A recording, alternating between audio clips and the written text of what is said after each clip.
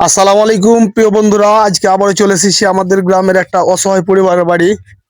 দেখতে পাচ্ছেন আপনারা এই বাড়িটা, পুরো বাড়িটাতে এখনো তারা তিন ভাই না চার ভাই? আপনারা চার ভাই। তো একজন মারা গেছে। আপনার স্বামী মারা যাওয়া কতদিন হলো? 4 বছর 5 বছর পড়বে। 5 বছর।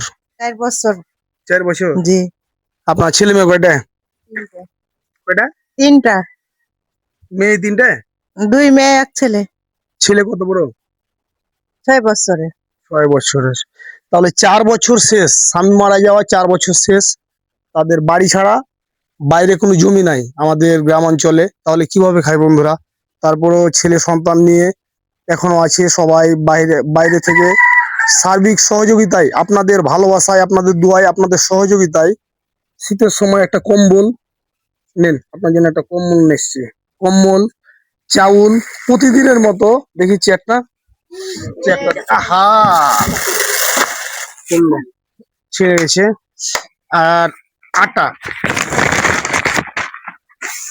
আহা, এগুলো হচ্ছে যে আপনার ভিডিওর মাধ্যমে প্রবাস থেকে, বাইরে থেকে বা আমার নিজ অর্থায়নে এগুলো দিচ্ছি। আপনি কি খুশি? খুশি। তাদের জন্য দোয়া করবেন ইনশাল্লাহ।